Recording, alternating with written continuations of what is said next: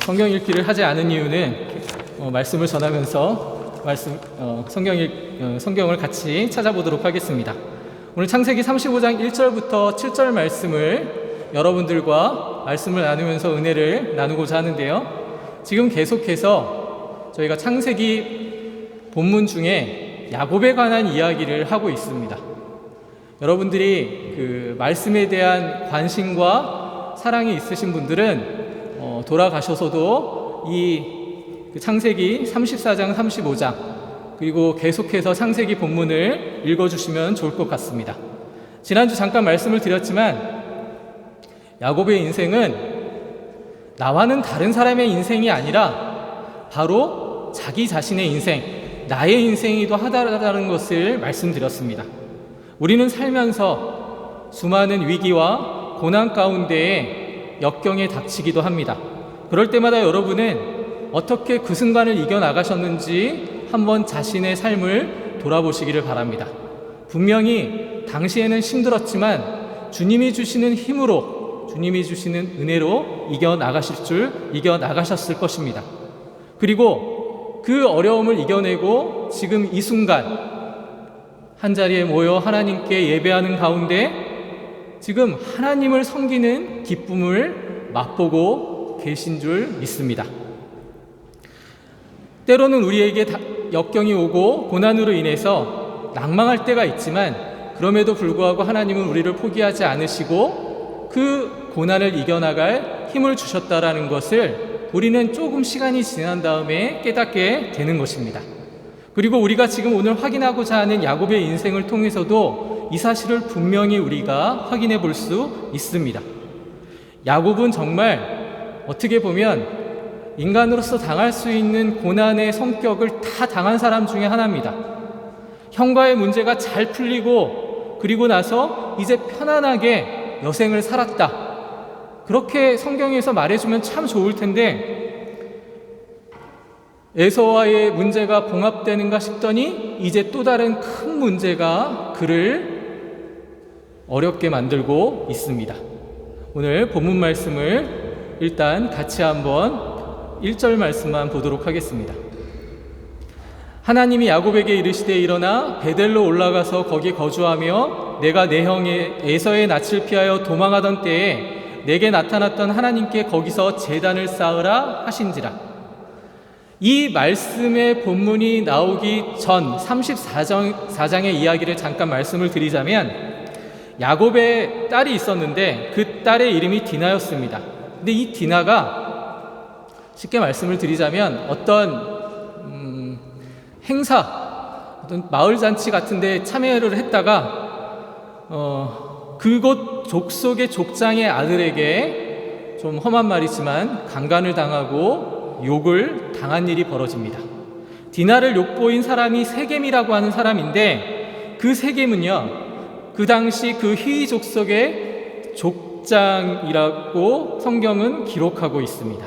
그래서 이 일로 인해서 나중에 야곱이 자기 딸이 그런 일을 당했으니 얼마나 낭망했겠습니까?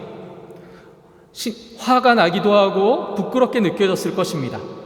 그리고 아들들이 있었지만 아들들은 목축을 하기 위해서 나가 있었기 때문에 어떻게 대응할 수 있는 방법이 인간적으로 사실 없었다고 보는 게 맞습니다.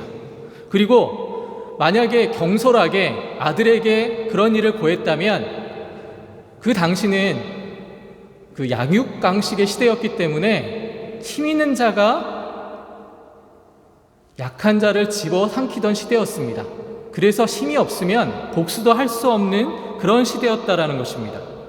그래서 섣불리 대응을 하면 한 족속 자체가 없어질 수 있는 위기를 겪을 수 있기 때문에 야곱은 아마도 심사숙고했을 것입니다.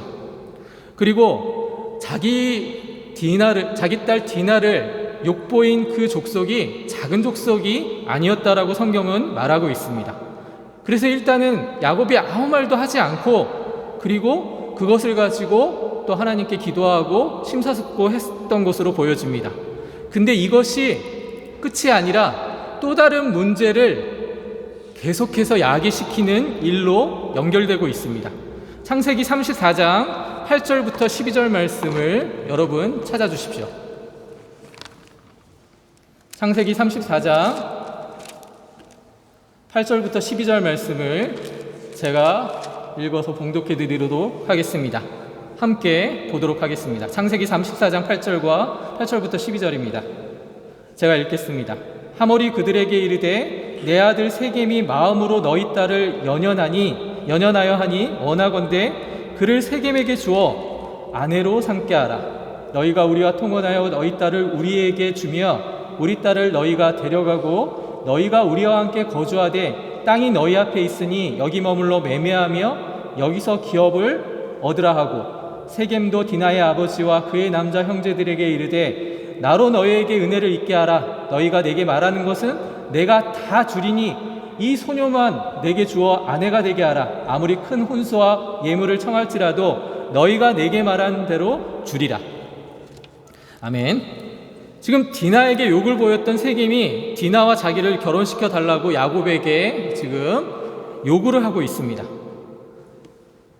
지금의 사고방식으로는 이해할 수 없는 사고방식이지만 당시의 상황을 보면 이해할 수도 있는 대목이기도 합니다. 당시 광야의 삶이라는 것은 거칠기가 이루 헤아릴 수 없는 그러한 환경이었습니다. 여자를 귀하게 여긴다거나 여자는 하나의 부속물로 여기던 시대였기 때문에 이러한 발언이 가능했던 시대였습니다. 그냥 힘이 있는 자가 약한 자를 약탈하고 그냥 힘이 있는 자가 약한 자를 집어삼키는 것은 그 당시의 논리로는 틀린 논리가 아니었기 때문에 그런 것입니다. 그리고 그것을 정의라고 생각했던 그런 시대였습니다. 14절부터 19절의 말씀을 보면 그 이야기를 듣고 이제 야곱의 아들들이 복수심에 눈이 멀게 됩니다. 그래서 어떤 일을 계획하냐면 우리는 할례받은 민족이다. 너희와는 민족이 다르니까 너희가 만약에 우리가 요구하는 대로 하면 그래도 한번 생각해 보겠다고 하면서 이야기하는 것이 뭐냐면 우리는 할례를 받은 족속이니까 할례를 받지 않은 족속과는 이렇게 상관할 수 없다. 너희가 할례를 받으면 그 다음에 우리가 너희가 요구한 것들을 생각해 보겠다라는 내용이 등장을 합니다. 그러니까 여기서 디나라는 그 야곱의 딸을 그래도 그 족속의 세겜은 좋아했던 것 같습니다. 참 앞뒤가 안 맞는 말이지만 정말 사랑하게 돼서 그랬는지 아니는지는 이해할 수 없는 말씀이기도 하지만 분명한 것은 그들이 그렇게 요구했던 것은 자신들이 힘이 있다고 생각했기 때문에 당연하게 상대방이 그것을 받아들일 거라고 생각하고 그런데 모두가 또 할례를 받는 일이 벌어지거든요. 근데 그 할례를 받는다라는 것이 정말 그 여자를 사랑했기 때문에 받는 것이 아니라 어떤 세상의 이해관계 속에서 그 이방 족속이 할례를 받고 있는 장면이 나옵니다. 20절부터 24절 말씀을 보십시오. 제가 읽도록 하겠습니다. 하몰과 그의 아들 세겜이 그들의 성읍문에 이르러 그들의 성읍 사람들에게 말하여 이르되 이 사람들은 우리와 친목하고 이 땅은 넓어 그들을 용납할 만하니 그들이 여기에서 거주하며 매매하게 하고 우리가 그들의 딸들을 아내로 데려오고 우리 딸들도 그들에게 주자. 마치 이제 사랑으로 하나가 되는 그러한 민족의 대화합이 이루어지는 것 같은 그러한 말씀입니다. 그러나 그것은 원래 그들이 의도했던 것이 아닙니다. 보십시오. 22절에 우리 중에 모든 남자가 그들이 할례를 받은 같이 할례를 받아야 그 사람들이 우리와 함께 거주하여 한 민족 되기를 허락할 것이라.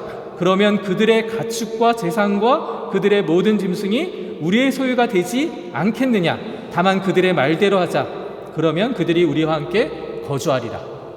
자, 이들이 할례를 받고 함께 하자는 그러한 결론이 뭡니까? 결국 그들의 것도 우리의 것이 되게 하기 위해서 작은 희생을 통해서 좀 우리가 그들을 받아들이자 이러고 있는 것입니다. 결국 인간의 욕심, 인간이 가지고 있는 그러한 욕망이 이러한 일들을 야기하고 있다는 것을 보게 됩니다. 그러니까 이방인들은 할례를 받느냐 안 받느냐가 사실 중요하지 않습니다. 왜냐하면 할례를 받아도 자기네들이 하나님의 자녀라고 생각하지 않기 때문에 그렇습니다. 그럼 여러분, 할례는 어떤 의미가 있습니까? 할례는요, 하나님의 자녀라는 것을 구별하는 표식입니다. 다음 주에 우리가 성례전이 있죠? 성례전을 하는 이유는 우리가 구별된 하나님의 자녀이기 때문에 하는, 하나님께서 우리에게 명령하신 하나님의 의식입니다. 하나님을 예배하는 의식이라고 볼 수 있고, 내가 이제 하나님의 사람으로 구별되었다, 그래서 하나님의 말씀대로 살아가겠다라는 신앙 고백입니다. 구약의 할례는 그렇기 때문에 세례와 똑같은 그러한 은혜의 적용이라고 할 수 있습니다. 그러나 중요한 것은 시대와 환경이 바뀌어도 여기서 하나님의 사람으로서 해야 할 일과 그렇지 못한 일이 있다라는 것을 알아야 합니다. 야곱의 아들들이 이방 족속인 그 세겜에게 요구했던 것들은 언뜻 보면 그럴듯해 보이지만 굉장한 인간이 가지고 있는 무지와 욕심과 욕망이 자리 잡고 있는 요구였습니다. 왜냐하면 할례를 받고 나서 실제로 이제 그 히위 족속이 할례를 받고 이제 하나가 된다라고 생각을 하고 있었을 때, 할례가 뭡니까 여러분? 쉽게 말씀드리자면 그 남자의 생식기를 잘라내는 포경수술입니다. 지금이야 이제 의학이 발달했으니까 진통제도 있고 하지만 당시에 생사를 잘라낸다라는 것은요, 보통 결단이 아니면 안 되는 일입니다. 그리고 그것을 자르고 나서 고통이 얼마나 심할지는 이루 헤아릴 수 없을 것입니다. 문제는 3일째 되는 날 이 야곱의 아들들이 누워있는 그 족속 위에 쳐들어가 모든 남자들을 다 죽이고 그들이 가지고 있었던 모든 재산을 탈취하는 것입니다. 자, 생각해 보십시오.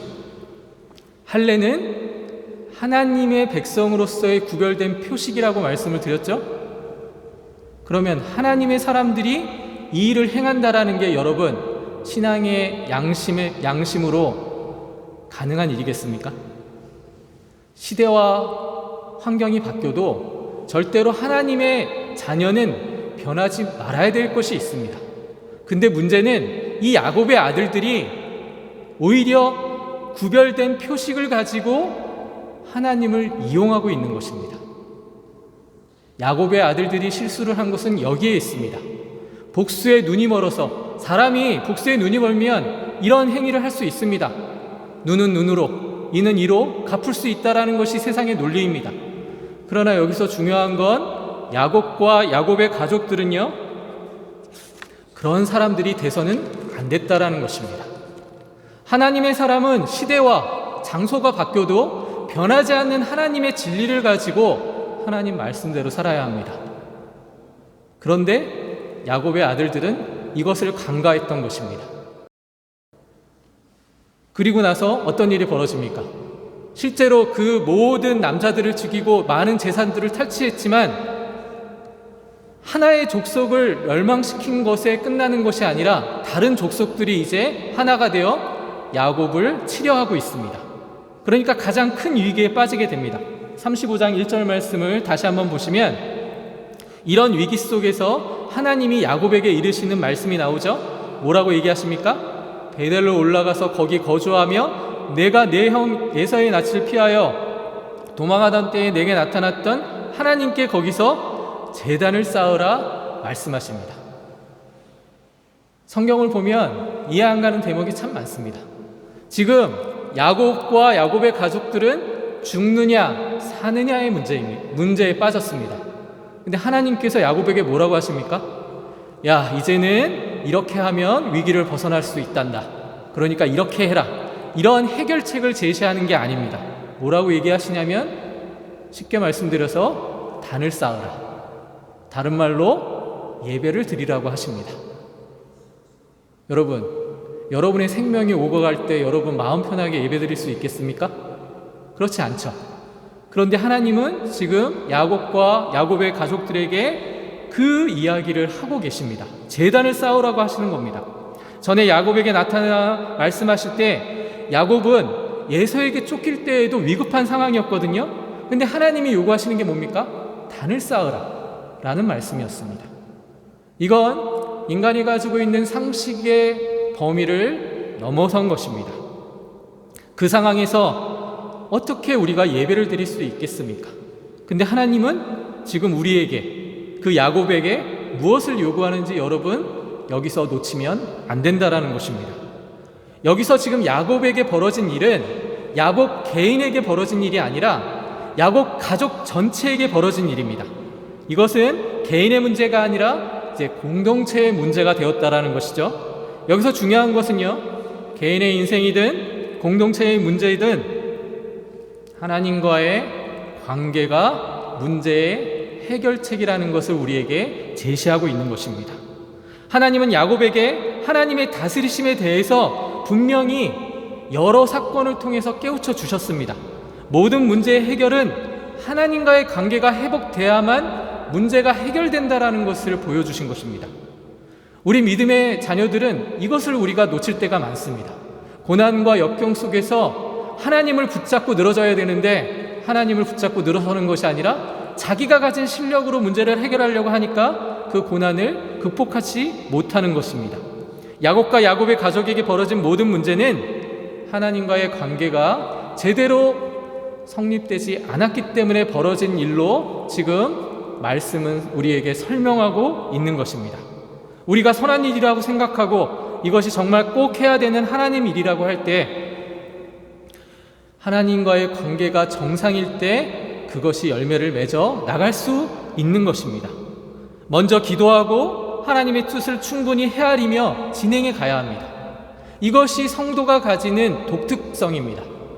세상은 세상의 논리대로, 세상이 가진 실력대로 문제를 해결하려고 하지만 하나님의 사람은요, 세상의 논리로 문제를 해결하는 사람들이 아니라는 것입니다. 우리는 우리가 가지고 있는 작은 신앙과 믿음으로 판단할 때가 많습니다. 그래서 우리는 신실하게 하나님 앞에서 자신의 욕망과 모질함을 내려놓아야 하는데 그것을 내려놓지 못하고 내가 가진 실력으로 문제를 해결하려고 하니까 분란이 일어나고 해결이 안 나는 것입니다. 교회는 돈 많고 실력 있고 세상에서 힘 있는 사람이 그러한 사람의 의견이 힘을 발휘하는 곳이 아닙니다. 겸손히 하나님의 말씀을 순종하고 청종하고 진심으로 기도하는 사람들을 하나님은 사용하십니다.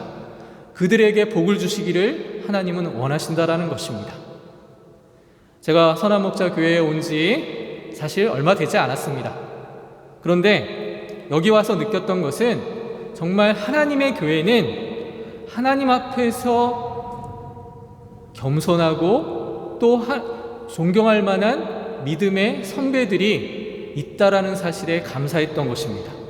우리 교회가, 우리 선한목자 교회가 하나님 앞에 든든히 서갈 수 있는 것은 이미 그 신앙을 가지고 교회와 성도들을 섬긴 우리 믿음의 선배들이 있기 때문에 가능한 일이라는 것입니다.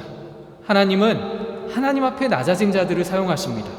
그래서 우리 사랑하는 믿음의 청년들이나 그리고 이제 더 활동해야 될 우리 장년부들은 그러한 분들로 성장해 나가시기를 소원합니다. 야복강의 씨름을 통해서 하나님이 야곱 개인에게 깨달음을 주셨을 때에는 야곱 혼자만의 문제였습니다. 그러나 지금 시련의 대상이 확대되었다라고 말씀드렸습니다. 가족 전체의 문제로 확대되는 것입니다. 신앙생활은 개인적인 일이기도 하지만 공동체적인 일이라는 사실을 오늘 본문을 통해서 우리가 확인해 볼 수 있는 것입니다. 개인의 문제가 해결된다고 우리의 문제가 다 해결된다라는 것이 아니죠. 가족 전체가 또 우리 교회 전체가 어떤 문제를 만나기도 하고 그 문제 때문에 고민하고 기도하게 됩니다. 그런데 잘못하면 정말 잘못된 방법으로 갈 수 있습니다. 그러나 교회는요, 그러한 일이 생길 때마다 어떻게 해야 되겠습니까? 먼저 하나님과의 관계에 우선을 둬야만 하는 것입니다. 모든 것을 하나님의 입장에서 생각하고 하나님이 주신 지혜로 감당해 나가야 하는 것입니다. 우리가 가지고 있는 실력으로는 위기와 또 고난을 극복해 나갈 수 없다라는 사실을 여러분은 분명히 아시기를 부탁드립니다. 교회 전체가 하나님 앞에 바로 서야만 하나님께서는 그 공동체를 이끌어 가신다라는 것입니다. 그래서 하나님께서는 단을 쌓으라고 하고 계십니다. 단을 쌓는다라는 게 뭡니까? 하나님과의 관계가 올바로 설정되어야 된다라는 것이죠. 그래서 여러분, 예배가 중요한 것입니다. 예배가 실패하면 여러분의 신앙의 모든 시작과 끝이 실패될 수밖에 없습니다. 하나님과의 관계가 제대로 설정되지 않는데 하나님께 축복받기를 원하신다라는 것은 여러분의 욕심이라는 것입니다. 예배란 하나님께 우리의 모든 것을 내어 맡기는 우리의 신앙의 고백의 장소이기도 합니다. 예배 때 하나님을 만나셔야 할 거 아닙니까? 하나님의 임재를 경험하셔야 할 거 아닙니까? 예배 때 와서 그냥 여러분 구경하다 가실 겁니까? 성가대 찬양 정말 멋있다, 그러고 돌아가는 건 아무런 의미가 없습니다. 여러분, 하나님을 찬양하는 그들의 모습을 통해서 하나님의 살아계심과 하나님이 우리를 신실하게 지켜보고 계시는구나, 이 모든 예배가 하나님께 돌려질 영광의 모습이구나, 그러한 것을 느끼셔야만 진정한 예배의 참여자가 되는 것입니다. 이 시간에 집중하지 못하면 신앙은 성장해 갈 수 없다라는 것입니다. 2절과 3절 말씀을 보십시오. 야곱이 이에 자기 집과 사랑과 자기와 함께한 모든 자에게 이르되 너희 중에 있는 이방 신상들을 버리고 자신을 정결하게 하고 너희들의 의복을 바꾸어 입으라. 우리가 일어나 베델로 올라가자. 내 환난 날에 내게 응답하시며 내가 가는 길에서 나와 함께 하신 하나님께 내가 거기서 제단을 쌓으려 하노라 하며. 지금 뭐라고 말씀하시는지 보십시오. 하나님과의 관계가 잘 설정이 되어야 되는데 그 조건으로 무엇이 제기되고 있습니까? 우상을 버리라는 것입니다. 그리고 의복을 바꾸어 입으라 하고 계십니다. 자, 여기서 우상을 버리라고 하는 것이 하나님이십니까? 야곱입니까?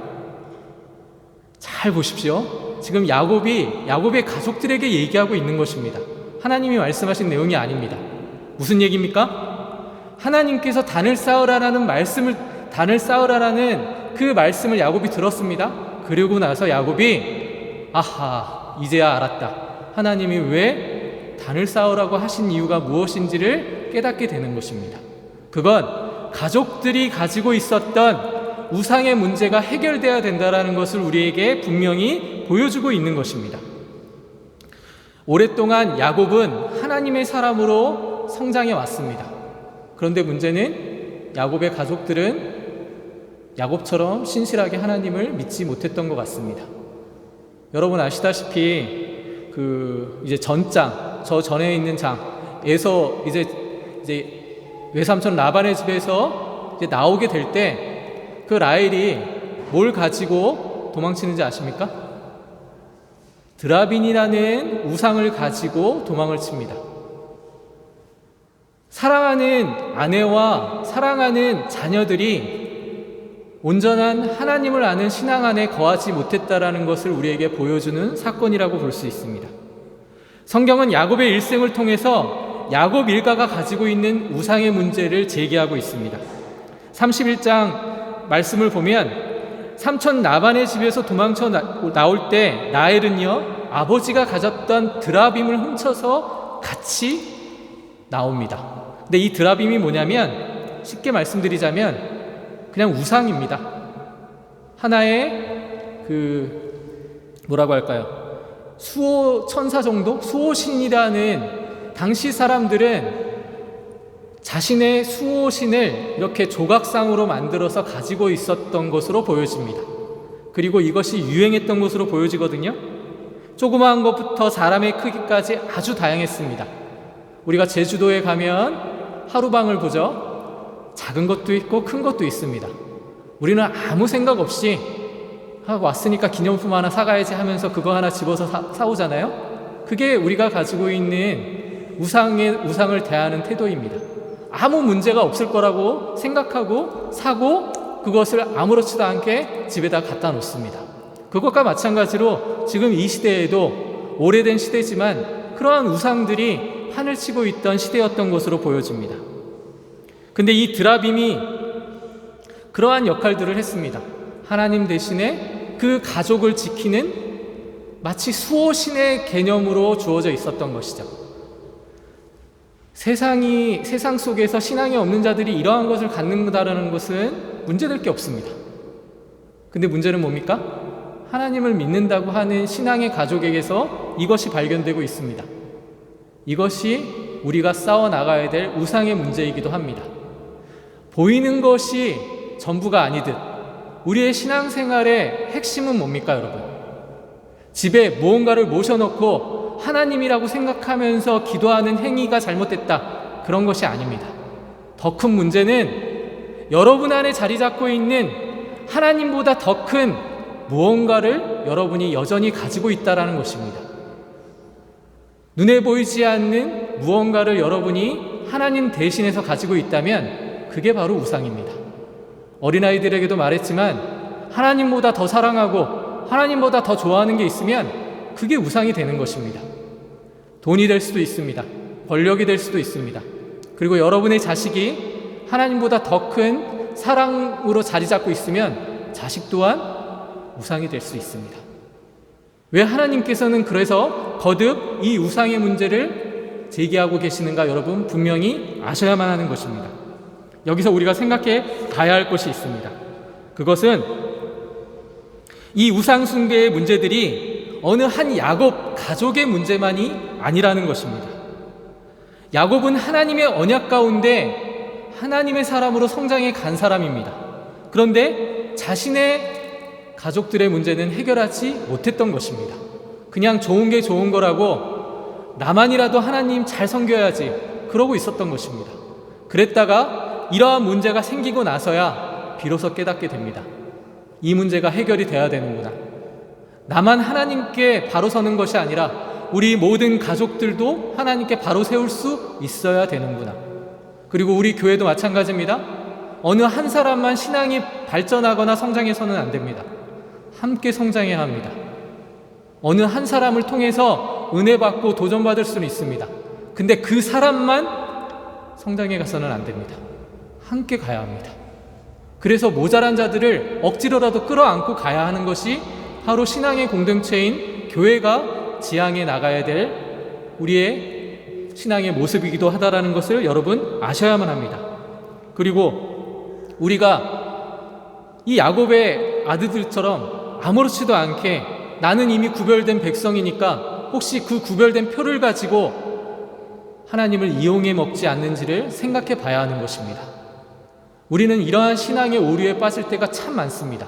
나는 이미 구원받았으니까 너는 이렇게 당해도 돼, 이런 생각을 혹시나 가지고 있지 않은지를 우리가 돌아봐야 한다는 것입니다. 그러면 야곱에게 닥친 이 사건을 통해서 우리가 생각해 볼 바가 뭡니까? 첫째로 아까도 말씀을 드렸지만 신앙은 함께 성장해 가야 한다는 것입니다. 개인만 발전해 가서는 안 되는 것이 아니라 함께 성장해서 믿음을 통해 가족 모두, 우리 교회 모든 성도들이 함께 하나님 안에서 성장해 가야 한다는 것이죠. 부족함을 메워주고 하나님 나라를 이뤄가는 것입니다. 모두가 함께 지고 가는 것입니다. 그게 하나님이 우리를 교회로 부르신 이유라는 것이죠. 나는 신앙이 약하니까 교회 일에 신경을 안 써도 돼, 저 사람께 모든 걸 다 맡겨도 돼, 그건 정말 어리석은 생각입니다. 모두가 그리스도 안에서 귀한 지체임을 안다면 함께 성장해 가야 한다는 것이죠. 어떤 사람도 대신할 수 있는 것이 아니라 모두가 함께 가야 한다는 것이죠. 모두가 하나가 되어서 교회와 하나님 나라를 확장해 나가야 한다는 것입니다. 성도는 하나님이 존귀하게 여기시는 귀한 자들입니다. 내가 가진 판단과 기준을 가지고 사람을 판단하지 말라는 얘기입니다. 모두가 그리스도의 지체이기 때문에 연약한 부분은 채워나갈 수 있어야만 합니다. 두 번째는 믿음을 가진 성도라고 할지라도 세상의 조류, 시대의 유행에 민감하게 반응해서는 안 된다는 것입니다. 세상의 조류에 자신을 내어 맡기지 말아야 한다는 것입니다. 라헬이 가지고 있었던 우상 드라빔은요, 보편적인 모든 사람이 가지고 있었던 우상이었습니다. 지금 시대로 얘기하자면 기념품 정도라고 볼 수 있습니다. 그러나 여러분, 그런 것들도 하나님은 용납하지 않으신다라는 걸 여러분 분명히 아셔야 합니다. 십계명에 우상 숭배하지 말라는 말의 의미가 무엇인지 여러분 기억하시길 부탁드립니다. 우리가 알게 모르게 만들어낸 우상 속에서 하나님을 대체하고 있는 것들이 너무 많습니다. 그래서 우리의 신앙이 발전할 수 없는 것입니다. 여러분은 하나님 앞에 내가 하나님 대신해서 세워놓은 우상이 무엇인가를 바로 인식해야 한다라는 것입니다. 집집마다 일반적으로 하나씩 가지고 있었던 그 드라빔이 뭐가 문제야? 이렇게 얘기할 수 있습니다. 그러나 여러분, 하나님의 사람은 그렇게 돼서는 안 된다라는 것입니다. 여러분을 지키고 여러분을 하나님께로 인도하는 것은 우상이 아니라는 것입니다. 여러분의 믿음입니다. 하나님이 주신 믿음으로 가야지. 왜 물체와 다른 것들로 하나님의 영광을 가리시려 합니까? 그래서는 안 된다라는 것입니다. 내가 성도이고 나는 하나님을 섬기기 때문에 세상의 어떤 조류에도 휩싸이지 말아야 한다라는 것을 분명히 믿음으로 고백하셔야 하는 것입니다.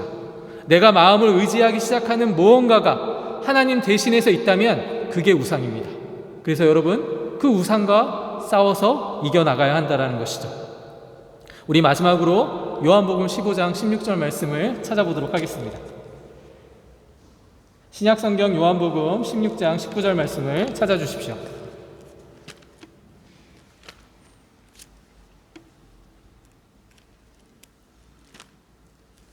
요한복음 15장 16절부터 19절 말씀을 제가 봉독해 올리도록 하겠습니다. 16절부터 19절입니다. 너희가 나를 택한 것이 아니요 내가 너희를 택하여 세웠나니 이는 너희로 가서 열매를 맺게 하고 또 너희 열매가 항상 있게 하여 내 이름으로 아버지께 무엇을 구하든지 다 받게 하려 함이라. 내가 이것을 너희에게 명함은 너희로 서로 사랑하게 하려 함이라. 세상이 너희를 미워하면 너희보다 먼저 나를 미워한 줄로 알라. 너희가 세상에 속하였으면 세상이 자기의 것을 사랑할 것이나 너희는 세상에 속한 자가 아니요 도리어 내가 너희를 세상에서 택하였기 때문에 세상이 너희를 미워하느니라. 아멘. 성도는요, 세상과 다르게 구별된 자입니다. 우리가 비록 세상에 살고 있지만 하나님은요, 여러분들이 세상이 추구하는 가치가 아닌 하나님이 추구하는 가치를 그 세상 속에서 믿음으로 구현해 나가기를 원하신다라는 것입니다. 여러분은 그런 신앙이 있으신 모든 하나님의 자녀임을 믿습니다. 그래서 우리가 이 자리에 함께하고 있는 것을 여러분이 믿음으로 고백하시기를 부탁을 드립니다. 성도가 고난을 받는 이유는 세상이 추구하는 것을 따르지 않기 때문에 그렇습니다. 그런데 중요한 건 그런 것을 하나님이 우리에게 원하신다라는 것입니다. 세상이 추구하는 것 다 똑같이 따라하고 하나님의 축복을 받고자 하는 것은 어리석은 일이라는 것을 말씀드리고 싶습니다. 성도로 살아간다라는 것은 분명한 신앙의 결단이 있어야만 하는 것입니다. 여러분은 그렇게 살아가셔야 될 하나님의 자녀들입니다. 우리 젊은이들뿐만이 아니라 이미 신앙의 연륜이 계신 모든 하나님의 자녀들은 하나님 안에서 성장해 가야 될 사람들이지 완성된 자가 아니라는 것입니다. 그래서 우리는 하나님 나라, 하나님의 때가 이를 때까지 성장해 가야만 합니다. 그래서 여러분이 가지고 있는 문제점들을 하나님 앞에 겸손히 내려놓고 하나님을 의지하는 가운데에 주께서 주시는 마음으로 서로를 섬기며 함께 성장해 가기를 주님의 이름으로 축원합니다. 기도하겠습니다.